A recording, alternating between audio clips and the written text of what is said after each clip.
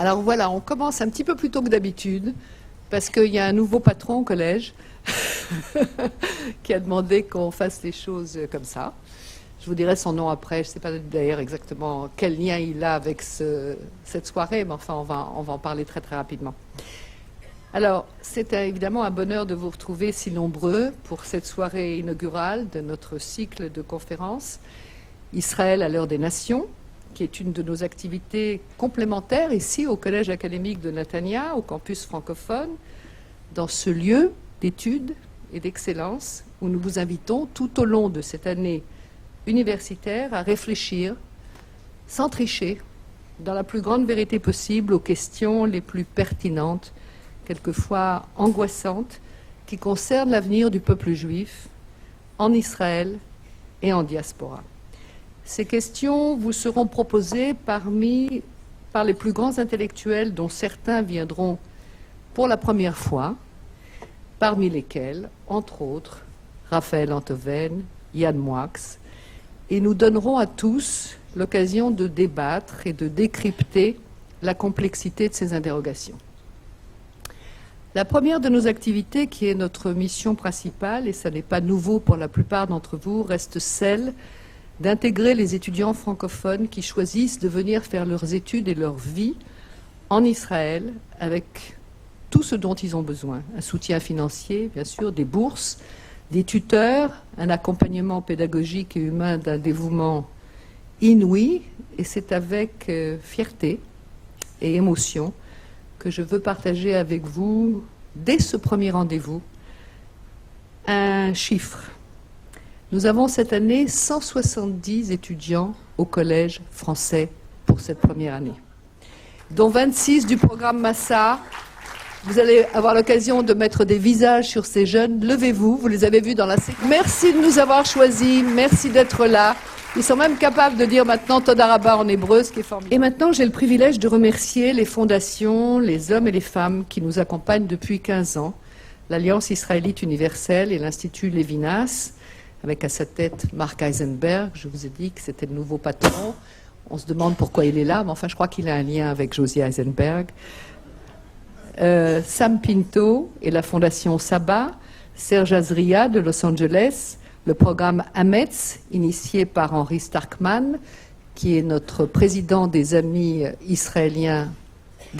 français en Israël, et qui nous a permis également de faire un événement extraordinaire à l'Assemblée nationale il y a un petit peu moins d'un mois. Et on est la seule institution universitaire à avoir pu réunir sur la même scène des experts palestiniens, jordaniens, américains, français, israéliens, africains et saoudiens pour parler de l'eau. Ça s'appelait L'eau et le vivant, et pour faire en sorte qu'il y ait eu une véritable communication, un vrai dialogue, un moment assez magique où tous les participants se sont véritablement serrés la main et ont eu envie de plaider pour une cause commune, pour la survie des peuples de la région, pour la bonne distribution de l'eau et de l'eau potable pour tous. Je voudrais aussi remercier la Fondation Rachi, la Fondation Underwood, Elnet, nos amis d'Elnet, dont Arié Ben-Semoun est le président français, qui nous aide énormément tout au long de l'année, l'OSE, l'œuvre de secours aux enfants, le Bnei Brit du Sharon, le CACEL français et notre nouveau et magnifique parrain, qui est dans sa 9e décade de vie, M. Aaron Cohen, qui nous a rejoints cette année avec une immense générosité. Sachez aussi que notre campus, cette année, a un nouveau partenaire à Ashdod, avec Jean-Claude Bensoussan, qui ouvre son espace francophone à pratiquement tous les rendez-vous que nous avons dessinés pour cette année. On va lui souhaiter bonne chance, parce que dans 2 jours, il va refaire ce programme d'une manière un petit peu différente, mais avec beaucoup de cœur et avec beaucoup d'investissement. C'est aussi l'occasion de remercier celles qui, à mes côtés, font un travail incroyable, de qualité et d'implication, avec tout leur talent et leur cœur. Nicole Fary, directrice des programmes, avec Cécile Sebag et Sonia Lévy. Elles sont toutes mes bras droits, donc j'en ai au moins 3. Et Faisons est un écho remarquable partout, sur les radios, dans les parutions françaises, à la télévision et sur tous les réseaux sociaux. C'est Carole Ozoulé qui travaille avec nous depuis 4 ans. Merci Carole. Alors ce soir, pourquoi commencer par Josie Eisenberg, Parce qu'on ne peut donner que deux choses à ses enfants, des racines et des ailes. Telle fut la vie et l'œuvre de Josie Eisenberg, les racines, la transmission, puisqu'il se définissait lui-même comme un passeur, et cette immense œuvre de la source de vie et de ses livres pour dire haut et fort le bonheur d'être juif au lendemain de la Deuxième Guerre mondiale, après la Shoah. Et puis les ailes, car son optimisme, son humour, sa lumière intérieure, son amour de la vie et sa légèreté donnaient des ailes avec l'espoir et les étoiles comme horizon. J'ai eu la chance d'avoir bien connu Josie Eisenberg. Il fut celui qui m'a initié à l'identité juive de la femme juive que je suis. Je lui en suis éperdument reconnaissante et il nous est apparu comme une évidence de réfléchir sur cette identité d'homme et de passeur avec le rabbin Daniel Epstein, qui a été souvent son interlocuteur dans la source de vie. Il est rabbin, il est philosophe, il est poète, vous allez l'entendre dans quelques instants. Et le rabbin, Marc-Alain Waknin, qui est un immense pédagogue, enseignant, talmudiste de grande renommée, qui nous fait l'immense joie d'être pour la première fois dans notre collège. Je vous souhaite la très bienvenue, cher Marc-Alain. Et c'est lui qui va être notre source de cette étude sur l'avenir du peuple juif. Tout le monde sait cet adage très banal que sans passé, il n'y a pas d'avenir. Et là, c'est avec infiniment de bonheur que je demande à mon professeur, mon ami, philosophe, rabbin, cet homme qui m'a enseigné tout cela à travers la poésie, en me faisant comprendre que finalement, moins il y a de mots, et plus il y a de vérité, et que c'est les vrais poètes qui savent dire les choses au plus profond. Et je vais lui demander de nous parler de Josie. Daniel Epstein.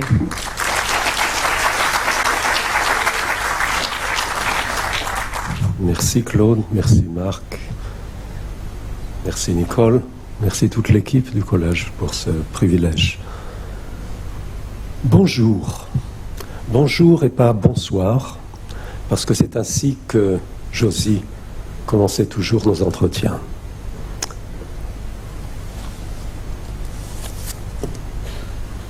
L'amitié, qui est devenue une sorte de relation fraternelle entre moi et Josie au cours de ces très nombreuses émissions, était des plus improbables. En effet, nous n'avions pratiquement rien en commun. Un jour, en un moment de légèreté, comme il en avait, il m'a dit « Mon cher Daniel, je ne te comprends pas. Tu ne bois pas, tu ne fumes pas, tu ne te défonces pas. Est-ce que tu existes vraiment ?» Et effectivement, ce soir, on dit, sages disent, Hashechina medaberet bigrono shel Moshe. La présence divine se faisait entendre par la parole de Moshe, de Moïse. Je ne suis pas Moïse, et Josie n'était pas la Shechina. Mais il m'a dit un jour, il m'a dit, tu sais Daniel, en fait je suis un rabbin tout à fait orthodoxe. Je crois que chaque parole du texte sacré est due à l'inspiration divine. Mais il me semble que parfois, l'inspiration divine était mal inspirée. Et sur ce point, nous étions bien d'accord.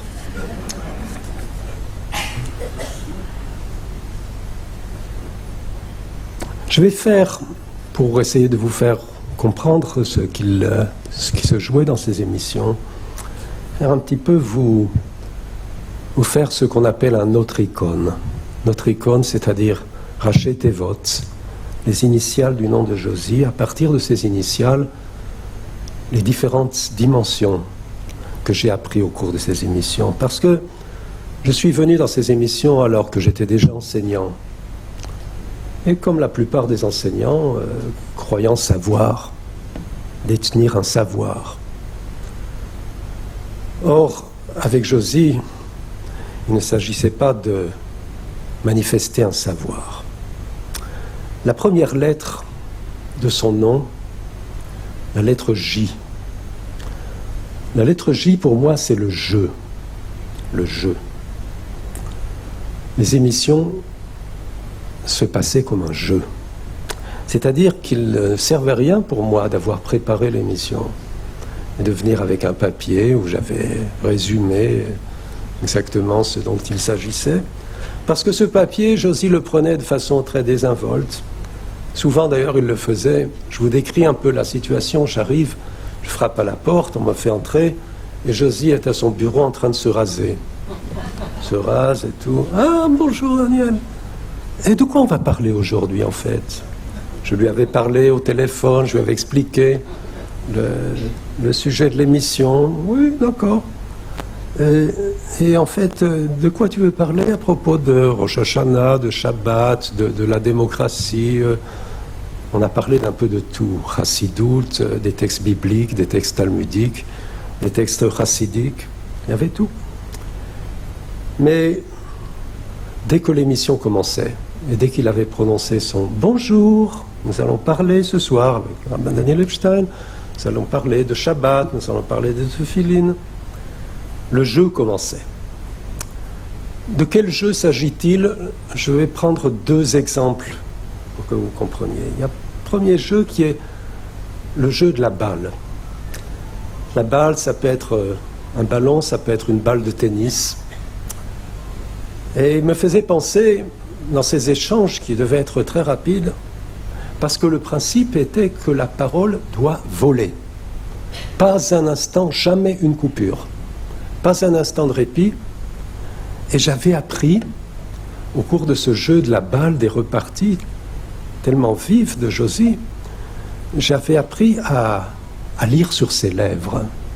Parce qu'autrement, je n'avais pas de place dans ce discours. Parce que Josie prenait rapidement la parole et il la gardait. Donc il fallait renvoyer la balle. Il y a un très beau midrash auquel il m'a fait souvent penser. Un midrash qui dit à propos d'un verset de la fin du livre de Kohelet, dit que divrei chachamim que dorbanot ou chemasmerot netuim, que les paroles des sages sont, disent les traductions, comme des aiguillons, dorbanot. Dorban, c'est pour tracer le sillon avec l'animal, une vache dans le sillon. Les Chachamim ont pensé à une image beaucoup plus belle que celle de la vache qu'on va tirer dans le sillon. Ils ont dit, tu dois comprendre, divrei Chachamim que dorbanot, que kadour banot, comme la balle que s'envoient les filles. Pourquoi est-ce qu'on pensait à cela, kadour banot? Parce qu'ils avaient très bien compris la différence entre le jeu de ballon d'une équipe féminine et le jeu de football. Parce que le principe du jeu de football, évidemment, c'est de placer un but. Alors que la balle, dans le jeu féminin, c'est de faire voler le ballon de l'une à l'autre, de ne pas le laisser tomber. Et c'est ainsi que les sages comprenaient, je me permets d'anticiper un peu sur la conférence, sur la transmission, c'est ainsi qu'ils interprenaient le premier passage de Pirkei Avot, Moshe kibel Torah misinai, ou Mesara le Yoshua, Yoshua l'eskenim. Donc dans l'émission de Josie, ça ne se lisait pas de cette façon. Il disait Moshe kibel Torah misinai, Yoshua, eskenim, eskenim, nevim, vin, achek teset agdola. La parole doit être rapide. Or, moi, professeur, enseignant, j'étais habitué à une parole lente. Une parole qui dure 1 heure, 1 heure et demie. Il ne s'agissait pas de reproduire ce schéma. Donc, Josie m'a enseigné comment passer de la parole magistrale à cette parole vivante. Il m'a dit un jour, il me donnait très peu de conseils, mais ces conseils, je les garde précieusement en moi.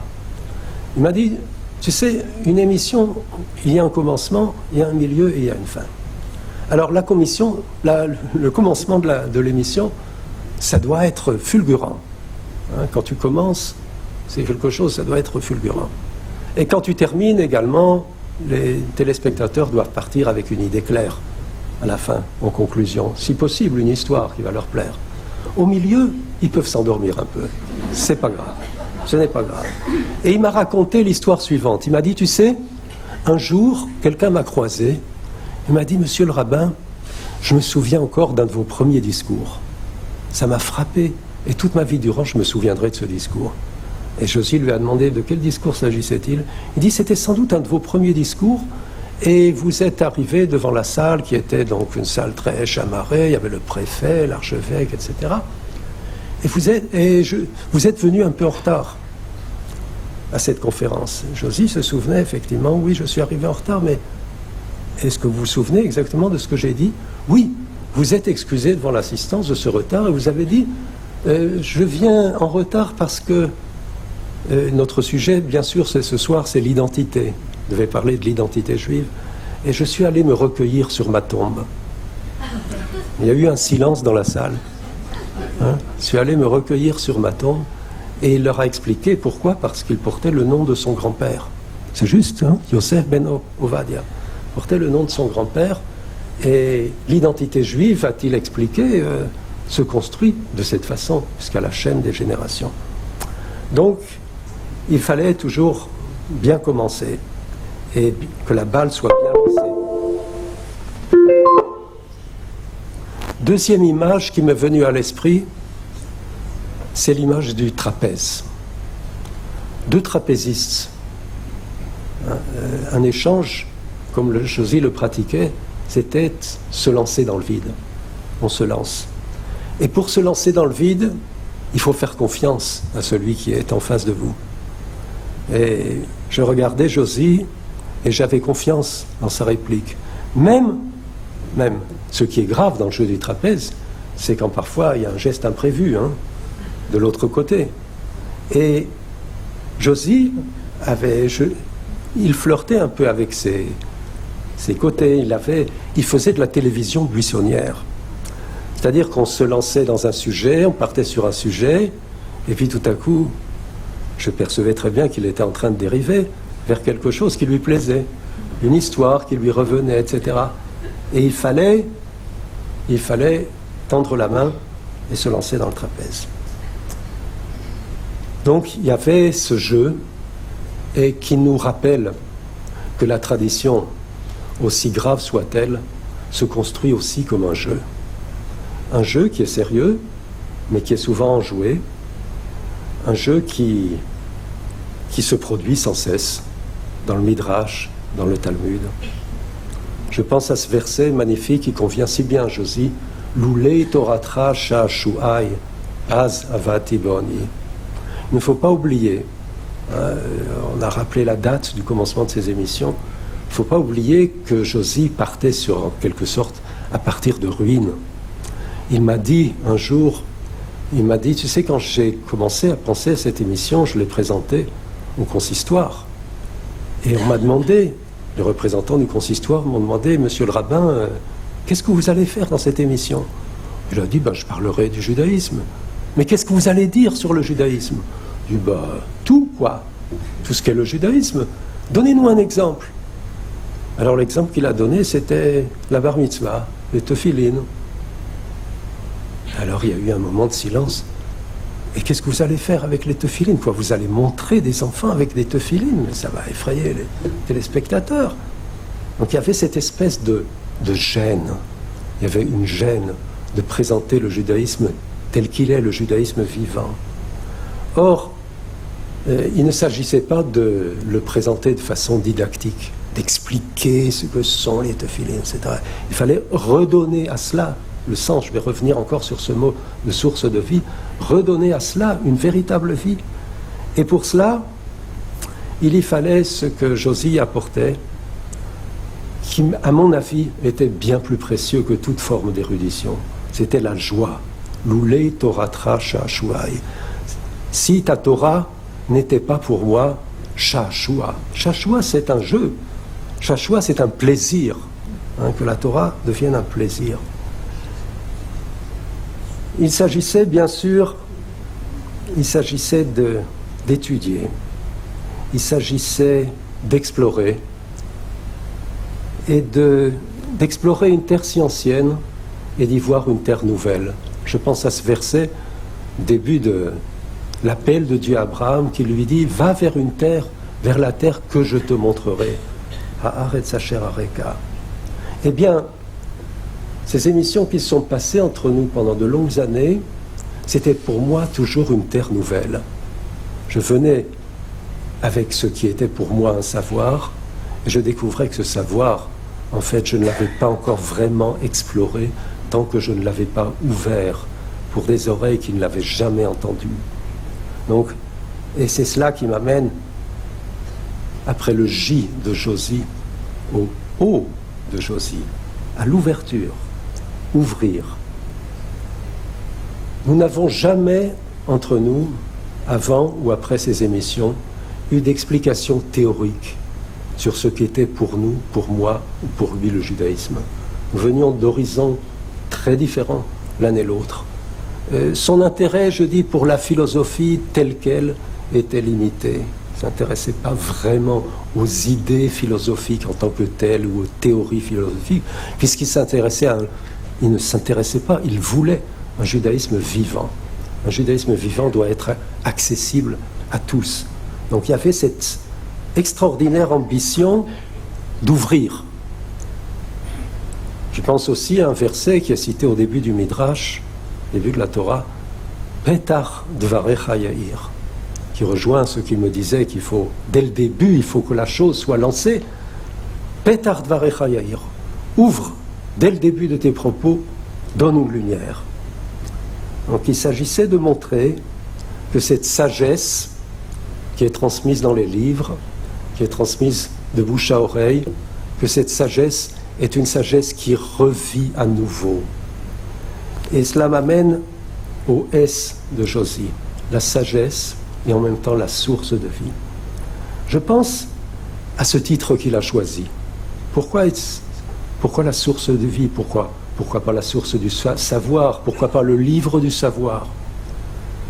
Et je crois, source de vie, ce n'était pas simplement de montrer que les livres sont porteurs d'un message de vie, qui est absolument, non seulement adapté, mais qui va en avant même, je dirais, de notre modernité. Mais il s'agissait de montrer que cette source de vie, elle réside en chacun de nous. Je crois que Josie avait une extraordinaire générosité par rapport à ses téléspectateurs, qui ne les prenaient pas pour des gens incultes, stupides, passifs, mais chacun porteur de cette source de vie qu'il voulait transmettre. Eh bien, il y avait là-dedans, dans cette ouverture, puisque les premières émissions s'intitulaient « À Bible ouverte », il y avait cette passion de rouvrir nos livres. Je pense à cette phrase de Lévinas qui disait qu'il fallait dégager, après la guerre, un nouvel accès au texte juif. C'est ce qu'il faisait. Le S de Josie, c'est la sagesse. Mais c'est une sagesse souriante. On a l'habitude de voir des sages compassés, un visage sévère. Ce S-là ne convient pas à Josie. Le sourire de Josie, pour moi, allumait toujours notre discussion. Il était à l'écoute des sages, et entre nous se trouvaient les sages. À l'occasion d'un anniversaire, mon anniversaire, 70e anniversaire, mes enfants se sont adressés à des amis et leur ont demandé d'écrire une bénédiction. Et je devais deviner qui était l'auteur de la bénédiction. Et voici la première bénédiction que j'ai reçue. Cher Daniel, tu ne seras pas long à deviner, même si un océan nous sépare, c'est bien la seule chose qui nous sépare. Cette introduction te permettra sans doute de deviner qui t'a écrit. En général, la distance qui nous sépare n'a jamais dépassé 1,50 m. Cet événement historique se produit plusieurs fois par an, pour le plus grand plaisir de tous ceux qui t'écoutent. Si tu devines qui t'écrit, tu auras droit, dans 10 ans, si Dieu le veut, à un autre mail pour le temps de tes gvurot. Avec toute ma gratitude et toute mon affection, un ami qui te veut du bien. L'émission commençait par le bonjour. Elle terminait par une sorte de silence. Merci, Daniel.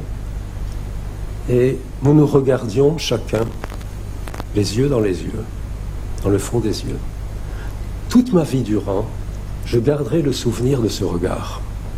Je crois que dans ce regard, Josie m'ouvrait comme le fond de son âme. Et le fond de son âme, au-delà de toutes les interprétations que j'ai pu donner de son nom, c'est une immense, une extraordinaire générosité. Lorsque j'ai fait la dernière émission avec Josie, cette émission était pour moi bouleversante. Tout au long de l'émission, il m'a laissé entièrement la parole. Et il était totalement présent dans ce silence. Il me faisait cadeau de ce silence, comme un cadeau d'adieu. Lorsque je l'ai quitté, nous sommes embrassés. J'ai aussitôt téléphoné à mon épouse en Israël. Je lui ai dit, je viens de me séparer de Josie. C'est la dernière émission que nous avons fait ensemble. Et c'était comme une façon de dire, une façon de me dire, c'est ainsi que je l'ai compris. Moi, Josie, qui ai tellement parlé, qui ai tellement voulu faire résonner la parole de la Torah dans tous les foyers, juifs et non juifs. Maintenant, bien sûr, la parole m'est reprise, mais elle t'est transmise, elle est transmise à tous ceux qui pourront continuer ce chemin. Et comme je vous l'ai dit, je voulais vous faire entendre la parole de Josie à travers ma propre parole. Je vais vous dire ce que Josie m'a dit une fois. Il m'a dit, pourquoi, est-ce que tu sais, pourquoi les rabbins, surtout les rabbins consistoriaux en France, ne savent jamais terminer leur discours? Alors il dit, je vais te donner la réponse. Évidemment, j'étais sans réponse. Il dit, je vais te donner la réponse. En fait, c'est un verset qui le dit. Il avait toujours un verset pour expliquer ces choses-là. Il dit pourquoi? Parce qu'il est marqué Hashem chafetz leman tzidko. Dieu est soucieux de sa justice. Yagdil Torah va faire grandir la Torah, veyadir, il va la faire resplendir. Veyadir, il y a toujours encore à dire. Yagdil Torah, veyadir. Ça c'est du plus pur Josie. C'est Josie. La Torah, oui. Dans la Torah, quelle que soit la profondeur de nos commentaires, quelle que soit la richesse de nos interprétations, et Dieu sait s'il jouait sur beaucoup de registres dans ses interprétations. Ça pouvait aller d'un texte chassidique qu'il adorait, il était très friand de chassidoute, à tout simplement un article de journal ou un propos qu'il avait entendu, etc. Il puisait en quelque sorte la sagesse à la fois dans les livres et en dehors des livres. Et il savait très bien que, quel que soit le brillant de nos interprétations, il y a toujours encore à lire. Et c'est pourquoi je crois que la parole de Josie, nous la portons tous. Tous ceux qui l'ont approchée, tous ceux qui l'ont entendue, tous ceux qui ont entendu ceux qui l'ont entendu, tout cela continue à être porteur d'une sagesse généreuse, joyeuse, ouverte. Et je tiens à insister sur ce point de l'ouverture, parce qu'il y avait, Josie s'est défini, comme je vous l'ai dit dans cette boutade, s'est défini comme un rabbin orthodoxe, mais c'était une orthodoxie très particulière. Il fallait bien le suivre là-dedans. C'était une orthodoxie qui n'était pas uniquement tolérante. Il ne s'agissait pas de tolérance en disant « oui, je détiens la vérité, d'autres aussi ont droit à la parole ». Mais enfin, la vérité se trouve chez nous. Pour Josie, elle se trouvait éparpillée, comme ces nitzotzot dont on parle dans la chassidoute, ces étincelles de vérité, il les recueillait. Il n'était pas le seul à les donner, il les recueillait, et il les recueillait avec beaucoup de joie. Donc ce jeu il a si bien su mener, il nous appartient maintenant de le continuer tous. Merci.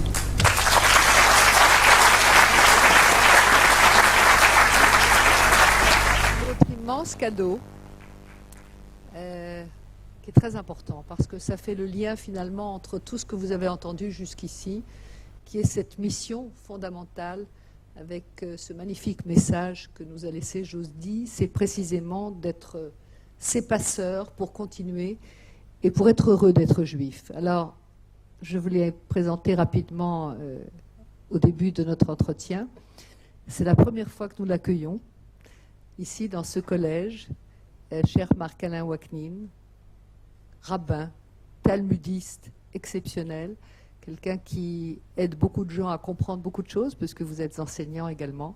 Et c'est à vous que revient l'immense privilège de nous parler de la transmission au sens le plus profond du terme.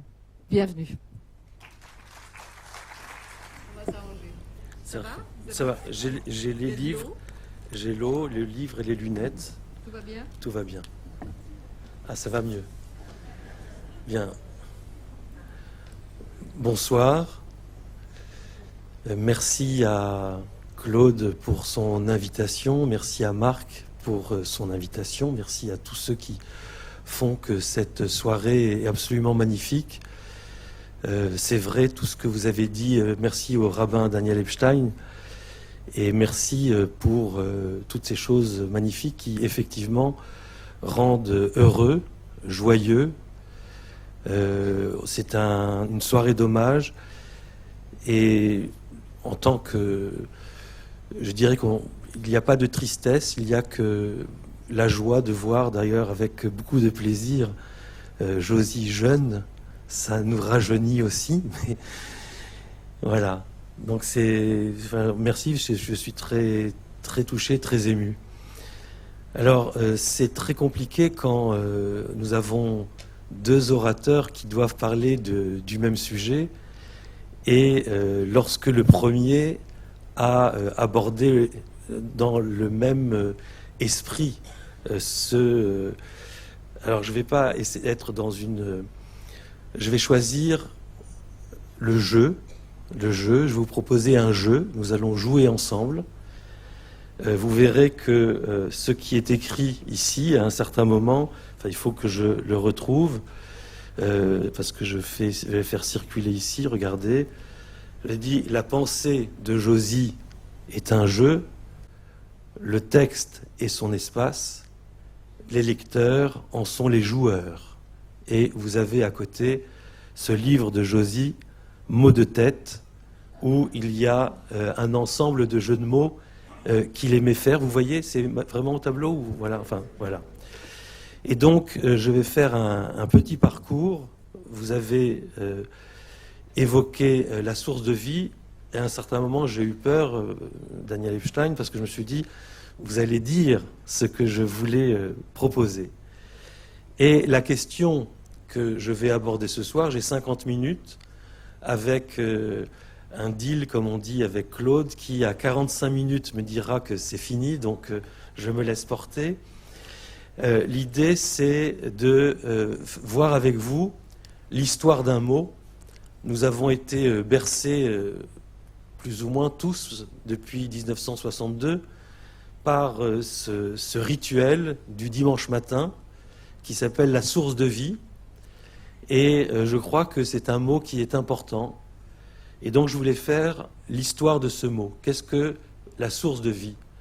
Alors on est tellement habitué à le dire en français, la source de vie, que si je fais un sondage, je ne vais pas le faire ce soir, si je fais un sondage et que je demande mais comment se dit en hébreu la source de vie, j'aurai plusieurs réponses.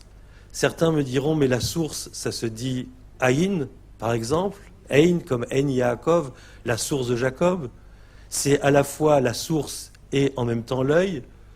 D'autres me diront, ça se dit Ma'ayan, Ma'ayan, et les troisièmes, plus avertis comme Madame, diront que ça se dit Makor, Makor. Et je voulais savoir quelle est la traduction, quel est le mot hébreu que Josie avait choisi. S'il devait traduire la source de vie, est-ce que cela aurait été Ma'ayan Achaim, Ayin ou Ein Achaim, ou Mekor Chaim? Mais comme vous l'entendez, puisque vous savez qu'il y a un quartier à Jérusalem qui s'appelle Mekor Chaim, que c'est vraisemblablement Mekor Chaim. Et la question que je me suis posée, mais quelle est la source de cette source? C'est-à-dire, quel est le verset dans lequel s'enracine cette source de vie, ce Mekor Chaim? Avant de visiter ensemble la concordance, j'aimerais vous lire un texte de Valère Novarina qui dit un petit peu la méthode que j'aimerais avoir avec vous dans ce jeu de ce soir. Et je pense que c'est une méthode extrêmement féconde. Il dit « Je n'utilise pas les mots. Je n'en ai jamais cherché aucun. Ce ne sont pas des outils. Devant le langage, les sensations sont de l'ordre du toucher. Quelque chose parle là, derrière l'oreille. On ressent la matérialité de tout. Les mots sont comme des cailloux, les fragments d'un minerai qu'il faut casser pour libérer leur respiration. Tout un livre peut provenir d'un seul mot brisé. Le mot est fermé, enveloppé, secret, enfoui. Quelque chose doit apparaître de dedans, de l'intérieur du mot, et pas du tout de l'intérieur de l'écrivain. Les mots en savent beaucoup plus que nous. Mais il faut les prendre avec amour entre ses mains et les porter à son oreille. Les mots sont au sol, incompréhensibles et comme des noyaux. Je les ramasse, j'écoute dedans, je les brise, apparaît une phrase, une scène, toute la construction respiratoire du livre. C'est pas magnifique ça ? Alors ça, c'est Valère Novarina, un de mes poètes et écrivains préférés, mais je trouve que là, il y a quelque chose d'une méthode. On va parler de la transmission, et j'ai toujours compris, et Daniel Epstein a évoqué, je croyais être le seul à avoir compris que Moshe Kibel Torah Misina Yumasrel Yeshua Yeshua Leskenim est un match de rugby. Je croyais être le seul, mais apparemment nous sommes plusieurs. Et la question de la transmission, à un certain moment, je me suis dit, mais puisque nous avons la liberté complète de l'interprétation, comment est-il possible que tout ait été donné à Moïse au Sinaï ? Et le Midrash répond, en tout cas un des Midrashim que j'ai consultés, répond que ce qui a été donné à Moïse au Sinaï, certes, c'est la Torah, mais ce sont des outils d'interprétation. Et ce que nous recevons de génération en génération, ce sont des outils qui permettent à chacun la liberté d'interpréter. Et parmi ces outils, c'est justement ce rapport au langage, ce rapport aux mots. Il suffit d'un seul qu'il faut ouvrir, casser, pour entendre toute la respiration du livre, ou selon cette formule, la construction respiratoire du livre. Et ce soir, je voudrais prendre au sol ce mot, source de vie, ce mot makor, mais à l'état construit, c'est mekor chaim, mais c'est makor, et essayer de voir comment on peut l'entendre quand on le porte à l'oreille, quelles sont ses résonances, quels sont les jeux que l'on peut faire avec lui. Et pour cela, nous avons une méthode, un outil très pratique qui s'appelle la concordance. La concordance, c'est l'outil le plus beau, c'est un peu comme les dictionnaires. On trouve des mots et puis après, ça permet de rêver parce qu'on trouve toutes les occurrences, tous les versets où le même mot apparaît. Alors on a la chance parce qu'aujourd'hui il y a des outils informatiques extraordinaires. Vous avez un site qui s'appelle alatora.org. Je m'excuse de faire de la publicité pour un site que je ne connais pas mais qui est très pratique. Et sur ce site, vous avez une concordance et vous avez toutes les apparitions. Alors on a bien sûr la concordance de Mandelkern qui est un livre qu'on utilise d'habitude, mais là c'est très pratique. Et donc vous voyez que il y a, sur ces versets, il y a, à chaque fois, on voit le mot makor ou mekor, et il y a une règle que je n'utiliserai pas ce soir, mais qui est extrêmement intéressante. Si vous regardez... Ah non, vous ne voyez rien. Si vous voyez, c'est peut-être pas assez gros, alors je ne sais pas comment... Voilà, si on veut grossir un petit peu le texte, voilà. Il y a une règle très importante qui s'appelle la règle de la première occurrence. C'est-à-dire que quand on cherche le sens d'un mot, il faut regarder où ce mot apparaît pour la première fois. Ce qui est le cas ici, où on voit que le mot makor regardez le verset ici, Mi mekor damea zot Torah tayoledet, dans Vaïkra 12, 7, on parle de la source du sang de la femme qui a enfanté, de la source du sang de la femme qui a enfanté. Et là, comme dit notre maître Lévinas, quand il y a un verset, ce n'est pas simplement le mot lui-même, c'est le contexte que l'on doit entendre et faire résonner. Or, quel est ce contexte ? Ce contexte est celui de la yoledette, de la femme qui enfante, de la fécondité.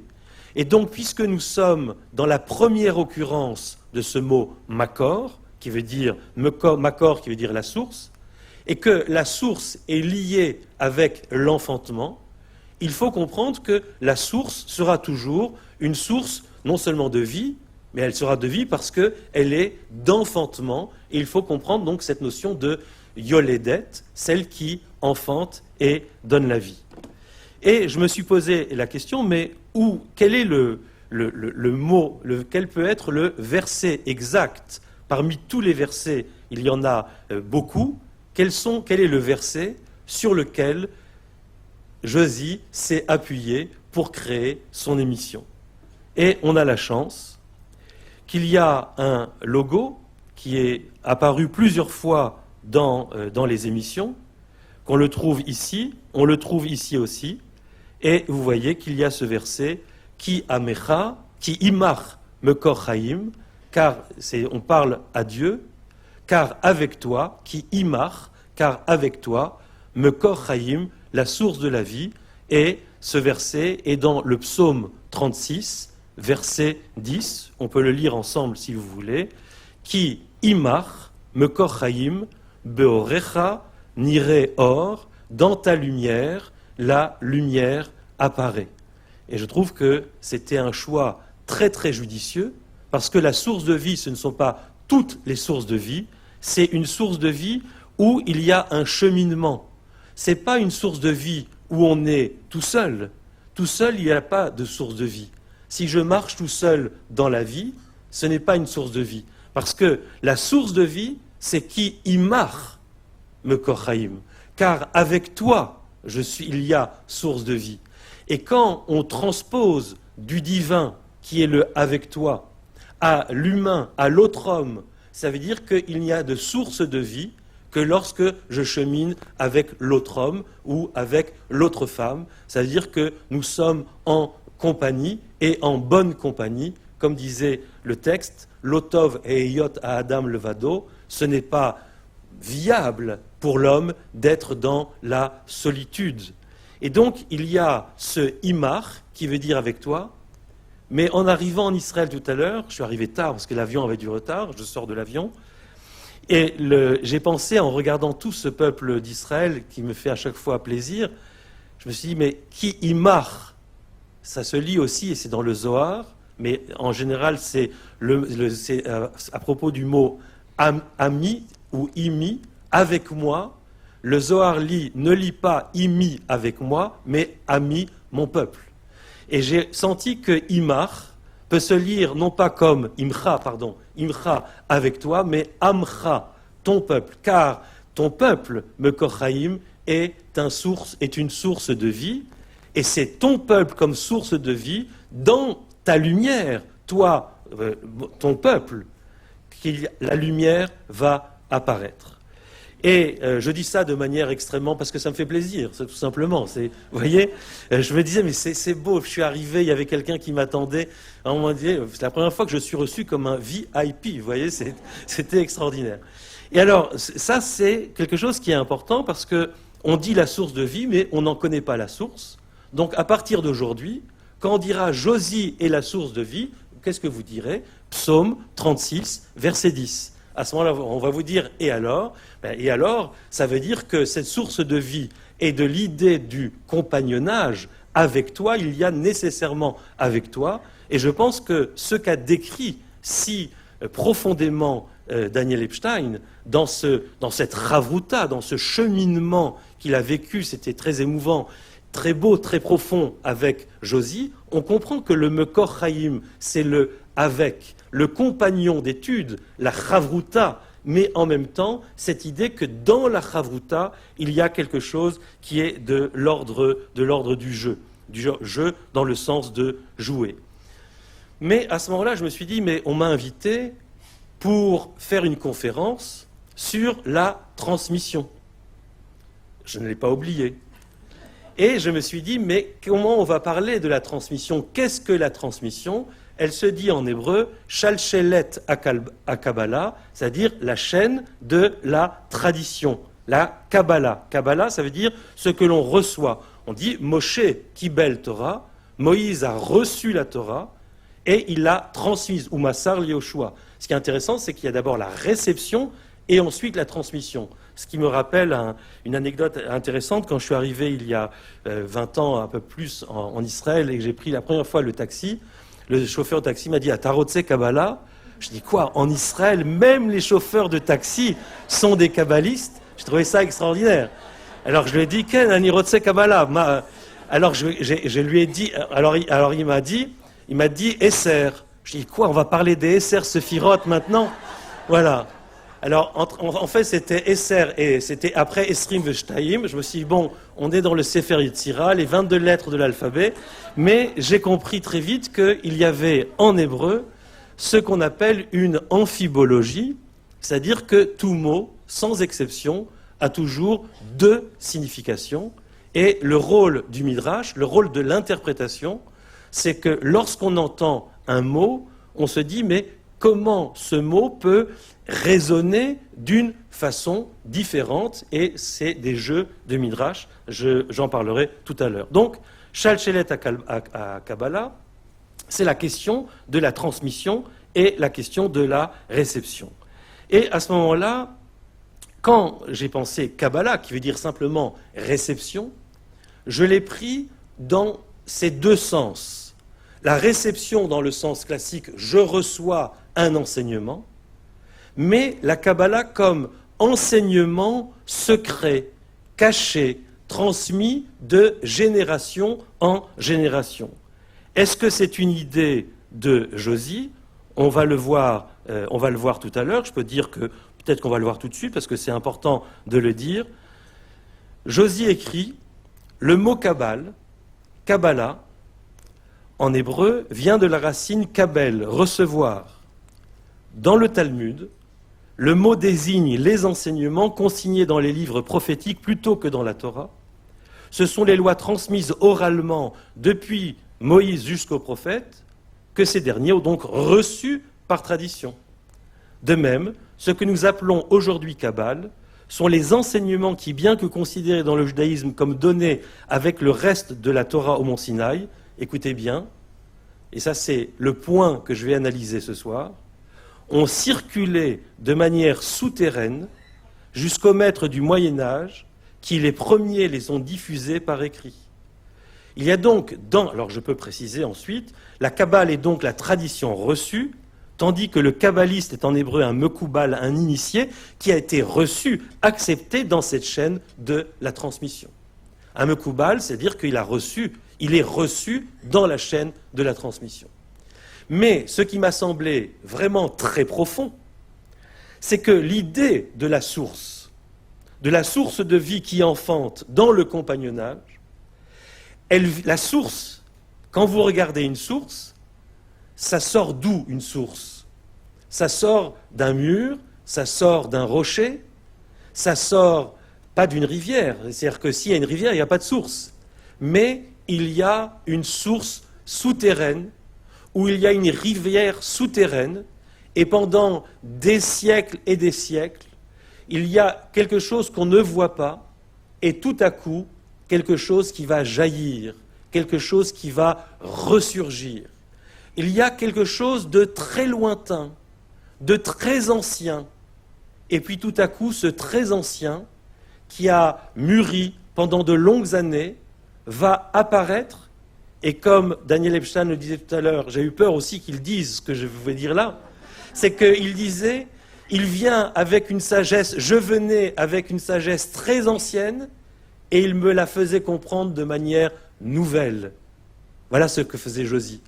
Mais quand cette sagesse très ancienne, elle est quelque chose qu'on va appeler nouvelle, on est dans une dialectique de l'ancien et du nouveau que j'ai trouvé chez un des plus grands maîtres de la Kabbale, qui s'appelle, je vais lire, qui s'appelle Franz Kafka. Kafka, dans son journal, du 16 janvier 1922, écrit la chose suivante. Toute cette littérature, il parle de ce qu'il écrit, est assaut contre les frontières. Et si le sionisme n'était intervenu, elle aurait pu aisément aboutir à une nouvelle doctrine secrète, à une Kabbalah, dit-il. Ça veut dire que Kafka pensait que sa littérature, si le sionisme n'était pas intervenu entre-temps, ça aurait été une nouvelle Kabbalah. Il lui reste des dispositions pour cela.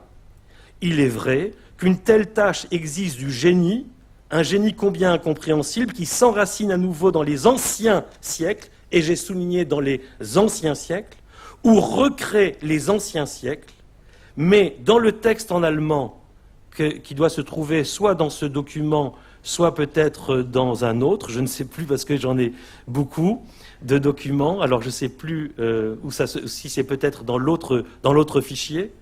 Dans le texte en allemand, il y a de manière extrêmement claire le fait que dans le texte de Kafka, et il faut absolument que je trouve l'autre fichier qui s'appelle... qu'est-ce que vous avez comme fichier ? Qu'est-ce que vous me proposez comme fichier ce soir ? C'est celui où il y a la photo de Herzl. Donc c'est un... Dites-moi les noms des fichiers. Oui, c'est le nom en allemand. Ja, c'est celui-là. Le fichier qui a un nom en allemand. Pourquoi ?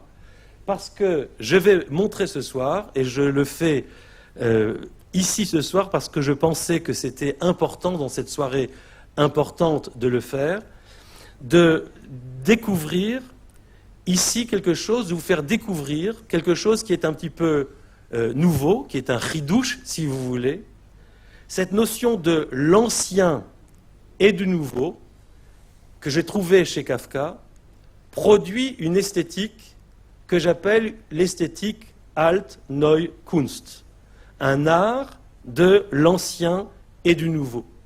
En fait, l'idée se trouve déjà chez Walter Benjamin, sauf que Walter Benjamin ne dit pas le mot Alt-Neue Kunst, mais il dit c'est la constellation, c'est la rencontre du passé et du présent en une nouvelle constellation.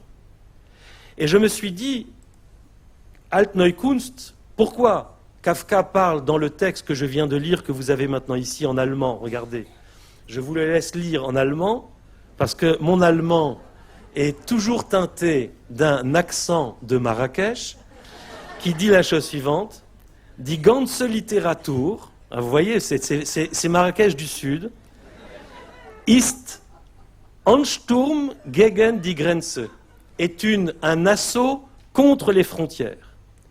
Alors je continue sans le lire, et elle a si le sionisme, je traduis à vue, si le sionisme, entre-temps, dazwischen gekommen wäre, si le sionisme n'était pas intervenu entre-temps, facilement, une nouvelle science secrète, Geheimlehre, einer Kabbalah, c'est le mot de Kafka. Et regardez, il dit il faut du génie pour cela, je vous expliquerai tout à l'heure pourquoi il dit il faut du génie pour cela. Et il faut puiser, là, qui ont leurs racines dans les siècles anciens, Alten, les siècles anciens, et de nouveau le mot Neu, qui veut dire nouveau.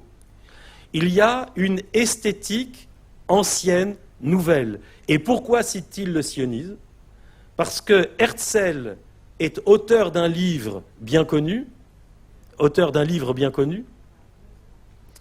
Alt-Neuland, et Je salue le spécialiste de ce livre. Je ne t'avais pas vu, je t'avais pas vu, donc je te remercie d'être là et pour soutenir cet effort ici. Donc, Altneuland, et vous voyez que ce même Kafka qui a lu ici Théodore Herzl, et tu me le confirmeras certainement, il est aussi à Prague, où il y a la Altneuschule, la synagogue ancienne nouvelle. C'est-à-dire qu'il y a quelque chose de l'ancien et quelque chose du nouveau. Cette esthétique Altneukunst est quelque chose qui me tient à cœur et que je développerai tout à l'heure en commentant des tableaux de Gérard Garouste. Je ne sais pas si tu es là, Gérard. Est-ce que tu es là, Gérard? Il n'est pas là. Commentant des tableaux de Gérard Garouste pour vous expliquer comment fonctionne cette esthétique Altneukunst. Je reviens sur mon premier fichier. C'est déjà très bien de pouvoir gérer les fichiers ici depuis le pupitre. Et donc, c'est celui qui s'appelait « Hommage à Josy ». Voilà. Donc, nous en étions là. Je vous ai promis que je ne dépasserai pas les 50 minutes, mais on en est au début d'un fichier qui fait 227. Mais on va essayer. Ce qui m'importe ici, c'est de comprendre ce qu'est la Kabbale comme science cachée, et la science du cachet, Chochma Nistera, et j'ai fait une faute ici, c'est Chochma Nistera, la sagesse cachée, pas Chochmat Nistera, ve Chochmat Anistar, et la sagesse de ce qui est caché. Pour comprendre ce qu'est la sagesse cachée, donc cette Kabbale, cette Kabbalah, cet enseignement du secret, j'ai pensé, par rapport à Josy, qui est un homme de l'image, qu'il serait important de nous faire comprendre la Kabbale par l'image. Et celui qui m'a le mieux fait comprendre ce qu'est la Kabbale, c'est Magritte. Qu'est-ce que fait Magritte? Magritte, il nous propose ce tableau que vous voyez qui s'appelle la Grande Guerre. Ça s'appelle la Grande Guerre, mais il y a deux tableaux. Un qui s'appelle la Grande Guerre et l'autre qui s'appelle, il y a avec le mot fils, il y a le mot fils dedans, et apparemment l'avion fait qu'il y a un petit bug.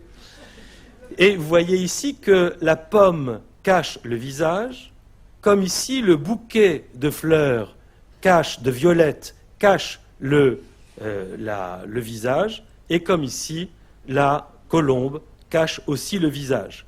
Bien évidemment, sur ces tableaux, il y a eu beaucoup d'humour, puisque certains pensent que, en fait, l'homme avec la pomme ici, c'est qu'il y a une pomme qui a été lancée, on ne voit que le moment où ça arrive devant le visage, mais une fois que c'est arrivé, voilà ce qui se produit. Je ne sais pas si la qualité, oui, on voit suffisamment. Ce que Magritte, d'ailleurs, aimait, alors ça c'est Magritte juif qui fait le Shema Israël, mais qui montre tout simplement cette notion de cachet, et qui veut dire que quand, regardez ici ce tableau que je vais commenter, là on le voit à un certain moment de face, et là ici on le voit en arrière. Et Magritte a cette phrase tout à fait extraordinaire, il dit « Toute chose ne saurait exister sans son mystère. C'est d'ailleurs le propre de l'esprit que de savoir qu'il y a le mystère. Une pomme, par exemple, fait poser des questions. Dans un tableau récent, j'ai montré, le tableau s'appelle Le Fils de l'homme, dans un tableau récent, j'ai montré une pomme devant le visage d'un personnage. Du moins, elle lui cache le visage en partie. Eh bien là, il y a donc le visage apparent, la pomme qui cache le visage caché et le visage du personnage. C'est une chose qui a lieu sans cesse. Chaque chose que nous voyons en cache une autre. Nous désirons toujours voir ce qui est caché par ce que nous voyons. Il y a un intérêt pour ce qui est caché et que le visible ne nous montre pas. Cet intérêt peut prendre la forme d'un sentiment assez intense, une sorte de combat, dirais-je, entre le visible caché et le visible apparent.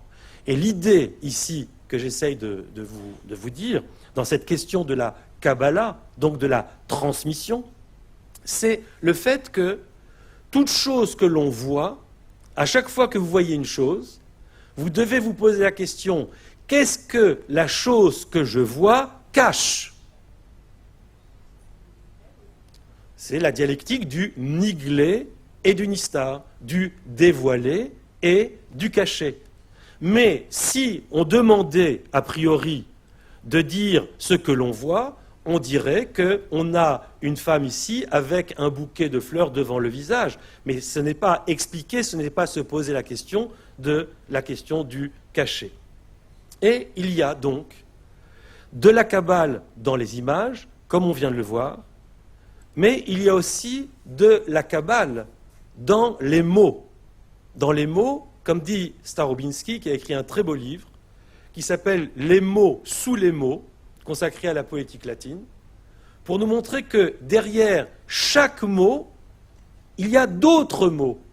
Et cette idée des hippogrammes, des mots en dessous, est quelque chose qui est le cœur de la Kabbale.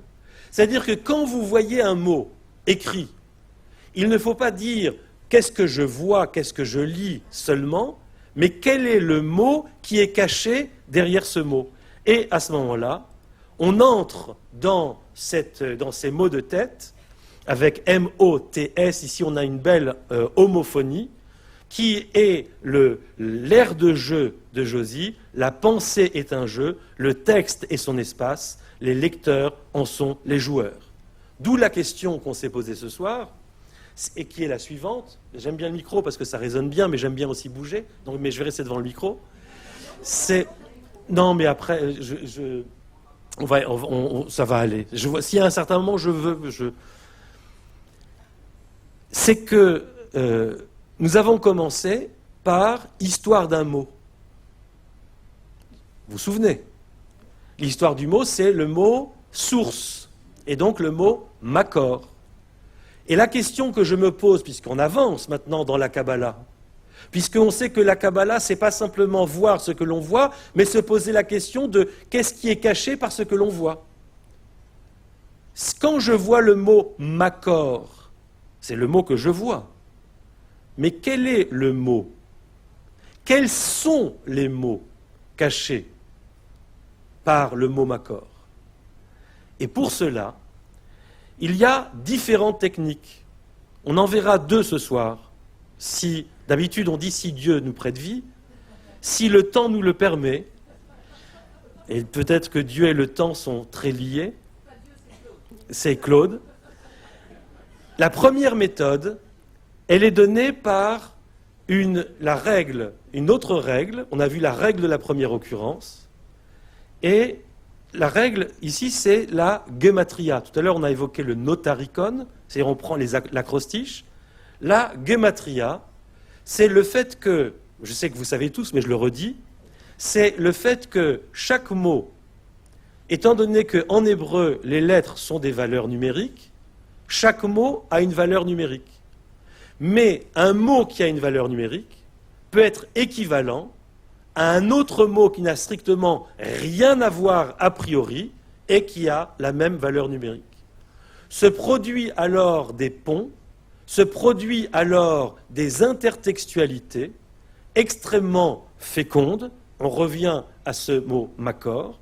Et si tout à l'heure j'ai évoqué un site qui vous permet d'avoir une concordance numérique, il y a un site qui s'appelle Tanakh ML qui permet d'avoir, vous entrez un mot et vous avez tous les mots, sans exception, qui ont la même valeur numérique dans la Torah. C'est-à-dire que c'est un outil de recherche. Et quand j'ai cliqué sur le mot « makor », vous voyez ici, gematria, le mot « makor », qui a une gematria de 346, il y a exactement 80 mots qui ont exactement la même valeur numérique. Quels sont les mots qui sont cachés derrière le mot « source », derrière le mot « makor » ? C'est l'ensemble de ces 79 mots. Ce qui veut dire que étudier de manière kabbalistique, c'est-à-dire de chercher ce qui est caché derrière ce que l'on voit, serait prendre le temps de 79 jours pour étudier chaque jour au moins un mot.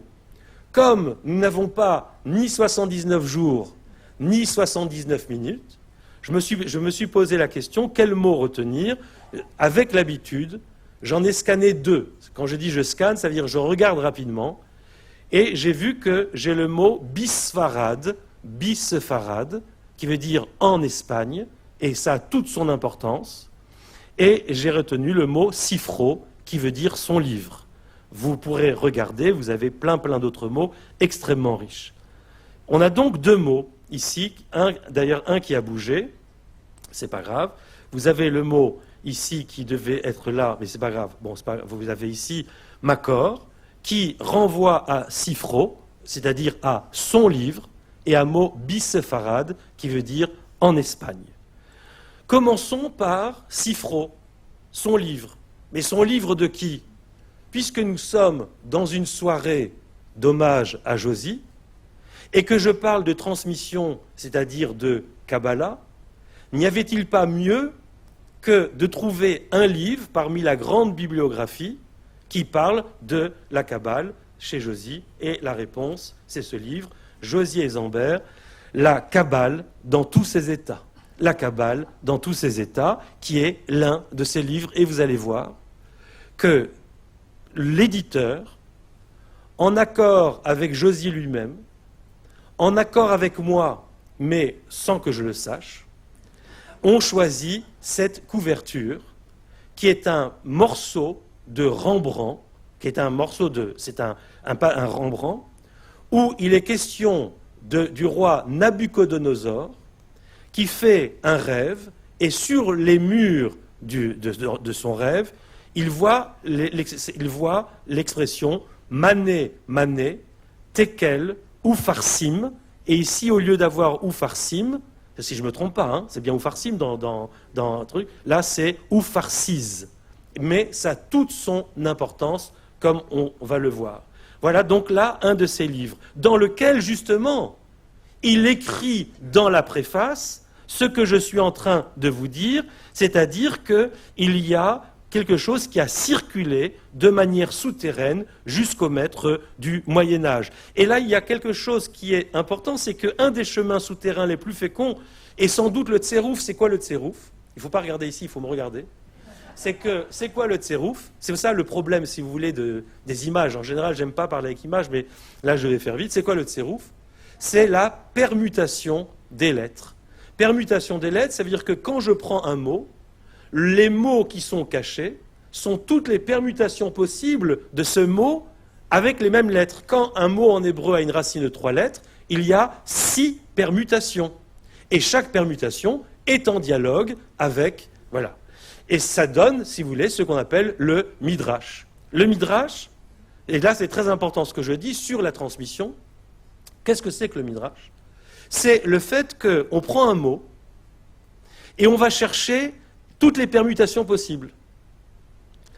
Mais une fois qu'on a donné les permutations, ce n'est pas encore un midrash. C'est quand on est capable de raconter une histoire cohérente avec les mots qui ont été trouvés que l'on a un midrash. Je vous donne un exemple en français qui me semble très bien. Si je prends le mot, par exemple, je prendrai un mot en hébreu tout à l'heure. Si je prends le mot lièvre, l'idée m'est venue en commentant un tableau, je me lis, hein, j'aime pas, mais bon, donc de Gérard Garouste, un tableau, qui s'appelait « Le lièvre et la tortue à l'envers ». L'oreille audacieuse, je me lis, j'aime pas, mais je le fais. Et ça, je ne peux pas avec ça non plus. Vous m'excusez, j'ai changé de lunettes récemment. L'oreille audacieuse, peut-être qu'on devrait faire comme ça, non. L'oreille audacieuse. Regardez-moi, s'il vous plaît, et pas le tableau. Moi, c'est pour lire, si vous voulez. Attendez, je suis perdu parce que c'est en hébreu. Et donc, c'est à moitié. L'oreille audacieuse du lecteur, ici, découvre assez vite que dans le mot lièvre, écoutez bien, et vous regardez ici parce que sinon, tout est cassé. Dans le mot lièvre, il y a le mot livre. Il y a le mot lèvre. il y a le mot rêve, il y a Ève, et puis il y a rive et ivre et vire, sans oublier levier, livrer, réveil et Elvire. Qui aurait pensé qu'un seul mot peut devenir un tel levier?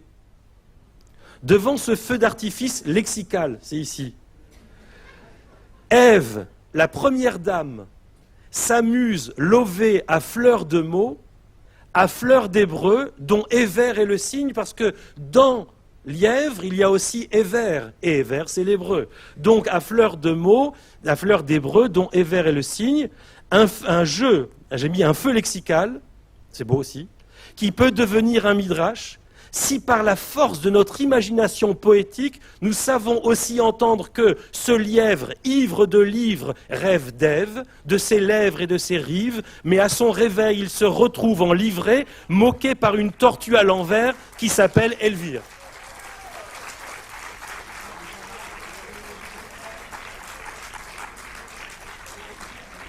Pardon?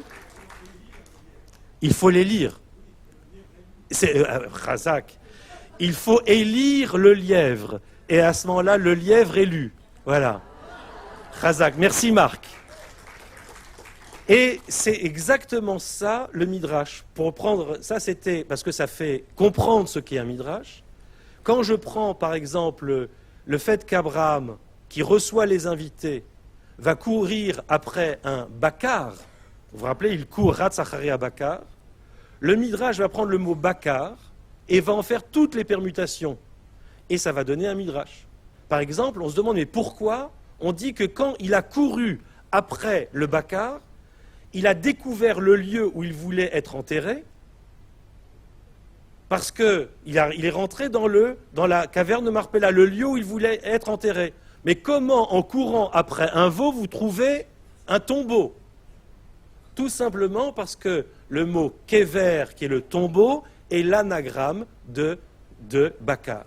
Mais tout à coup, il dit, il est rentré, et il a vu comme une grande lumière, bien évidemment, puisque Barak, qui veut dire l'éclair, est l'anagramme de kever et de bakar. Mais tout à coup, il dit, il y a une bonne odeur. Alors là, il y a une antinomie, il y a une sorte de jeu contraire.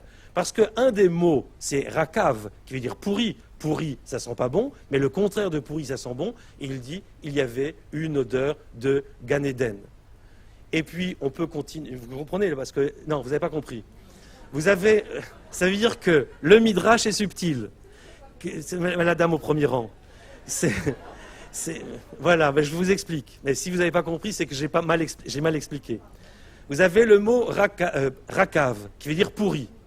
Mais dans le midrash que je raconte ici, qui est dans Pirkei de Rabbi Eliezer, il dit que lorsqu'il est rentré dans la grotte, il a compris que c'était son tombeau, il a vu une grande lumière, Barak on l'a vu, et il a senti une odeur de paradis. Je dis, mais comment il sent une odeur de paradis, puisque ça sent mauvais? Et là, donc, on est dans une sorte d'opposé. Les mots peuvent jouer sur les oppositions. Ça sent mauvais, et donc, ça sent bon. C'est ce qu'on trouve ici dans les mythes. Et c'est ce que j'ai écrit ici. Par exemple, vous avez ici Rakav, etc., Barak, c'est ce que j'ai expliqué. Quand je fais le lexique, simplement, je déploie ces permutations, ces tséroufim. Je ne suis pas un kabbaliste, ou un midrashiste, mais quand je mets ensemble les mots des différentes permutations, là, il y a un midrash comme la question du lièvre. Et tout à l'heure, je vous ai promis, en vous parlant de Kafka, je vous ai dit, je vous expliquerai pourquoi il dit que pour faire de la Kabbale, il faut qu'il y ait du génie. Écoutez bien ce texte. Vous me dites qu'il est 50, c'est ça? 45. Alors je vais faire très vite. Écoutez ce texte de Kafka. Écoutez bien parce que c'est très très important. 3 maisons se heurtaient et formaient une petite cour. Cette cour contenait encore 2 ateliers installés dans des remises et un grand tas de caisses dressées dans un coin. Une nuit de tempête, extrêmement violente, le vent chassait brutalement les trompes d'eau dans la cour par-dessus la plus basse des maisons. Un étudiant qui veillait encore dans une mansarde, penché sur ses livres, entendit distinctement un son plaintif venant de la cour. Il tressaillit et écouta, mais tout restait silencieux, indéfiniment silencieux. « C'est sans doute une erreur, se dit l'étudiant, et il se remit à lire. Pas d'erreur, dirent les lettres au bout d'un instant en composant littéralement la phrase dans le livre. Erreur, répéta-t-il, et les guidant de l'index, il vint en aide aux lignes qui commençaient à s'agiter. » C'est-à-dire que dans le texte de Kafka, on a cette dimension du Tserouf dont je viens de parler.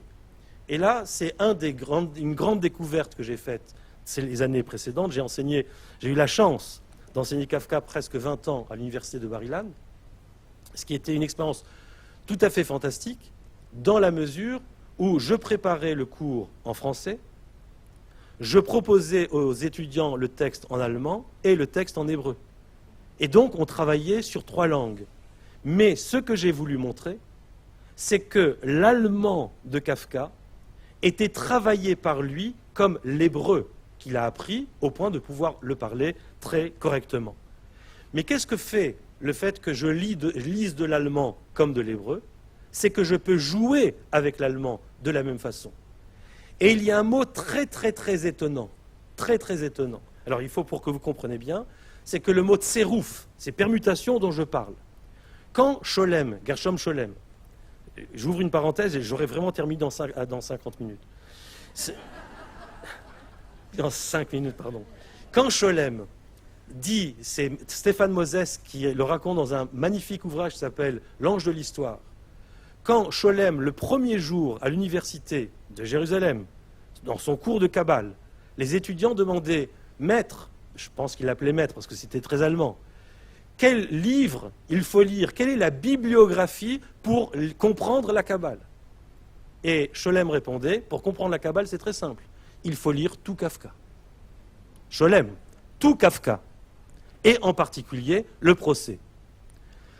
Mais ce qui est extrêmement intéressant, c'est que quand Scholem, dans les grands courants de la mystique juive, parle de la permutation que j'ai évoquée, c'est-à-dire le tserouf, il écrit le mot tserouf, Z-E-R-U-F, qui en allemand se prononce tserouf. Mais grâce à cela, on répond à une question qui est celle de la métamorphose. Un matin, Grégor Samsa s'est retrouvé transformé en un gros cafard. Et en allemand, c'est Ungeziefer. Personne ne sait pourquoi c'est Ungeziefer. Bien sûr, ça veut dire vermine. Bien sûr, il y a une intertextualité parce que le père aurait appelé un de ses amis dans sa jeunesse, un des amis de Kafka, qui s'appelait Yitzhak Levy, il l'aurait appelé Ungeziefer, vermine. Il en parle dans la lettre au père. Bien sûr, il y a quelque chose de plus génial. C'est que Ungeziefer, c'est le tserouf, la permutation de tserouf geni, le génie du tserouf. C'est-à-dire que le mot Ungeziefer lui-même est de l'ordre de la permutation et du génie dont parle Kafka dans ce texte où il dit « si j'avais pu, si le sionisme, dans cette esthétique Al-Neukunst ».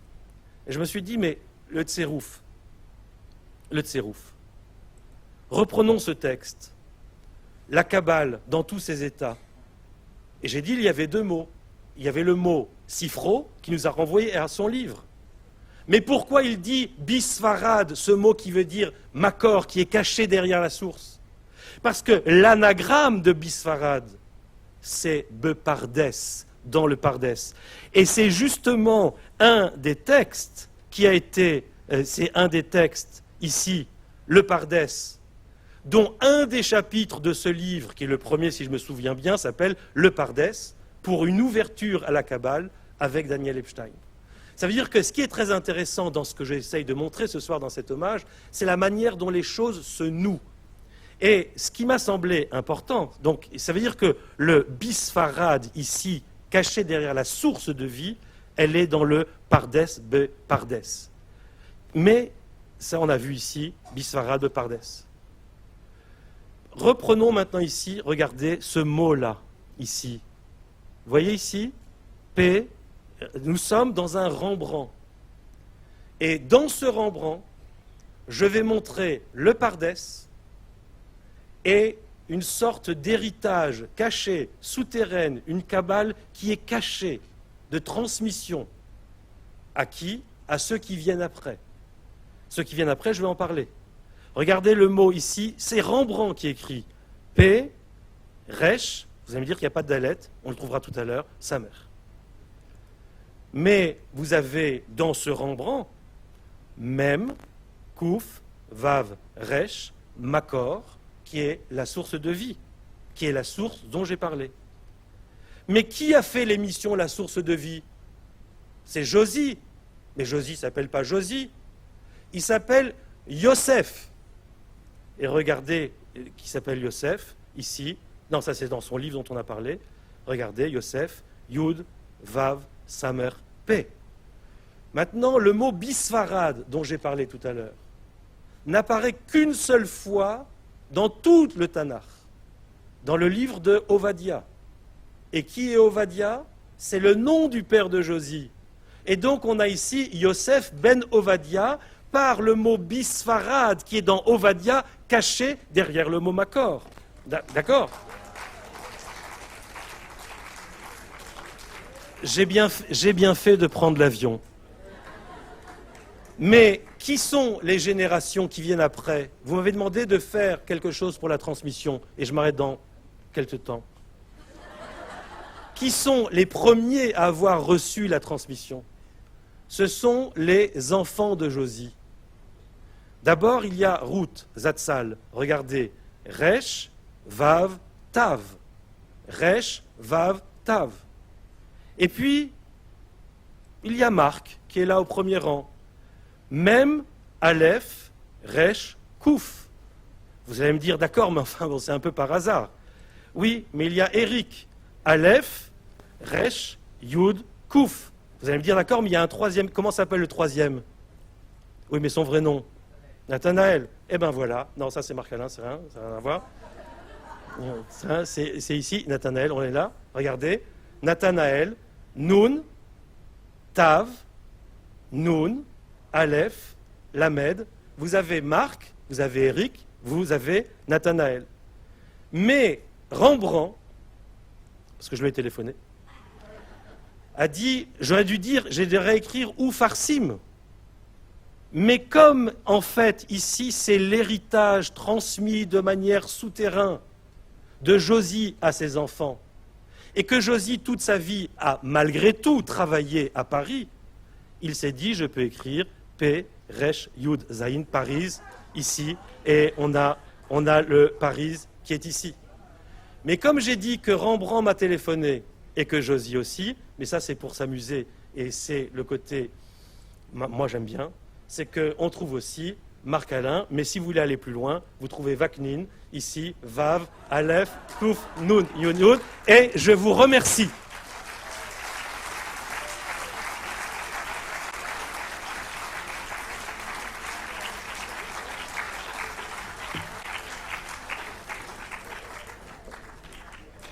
C'était pas une leçon, c'était d'une virtuosité absolument fulgurante. Et voilà, je pense qu'on a passé une très bonne soirée. Je pense qu'on a rendu un bel hommage à Josie. Je crois qu'il aurait été heureux de cette flamboyance, de cette virtuosité, de cette tendresse, de la grande affection qui nous a été offerte par tout le monde, par les chants de Cécile, par les films, par Daniel, par Marc-Alain. Je voudrais vous remercier tous d'une immense attention. On n'a pas entendu une mouche voler, c'était extraordinaire. Je voudrais vous donner rendez-vous le 12 décembre prochain le 16 décembre prochain pour quelque chose de différent. Un grand débat géopolitique pour décrypter un petit peu ce que nous, citoyens, membres de famille franco-israéliens, on doit comprendre de ce qui se passe autour de nous. C'est vraiment le moment d'essayer de faire attention à tout cela et de pouvoir en débattre avec Emmanuel Navon, entre autres, et Cyril Amar. Alors, Frédéric Ancel aussi sera parmi nous. Donc, je vous donne rendez-vous. Je vous souhaite une très bonne fin de soirée. Et ceux qui veulent continuer cette magnifique aventure, vous êtes invités demain soir à Jérusalem et après-demain à Ashdod. Demain soir avec Marc-Alain Waknin, à Ashdod avec quelqu'un de différent. Mais on va toujours parler de Josie et je crois que ce n'est pas la dernière fois. Bonne nuit, bonsoir.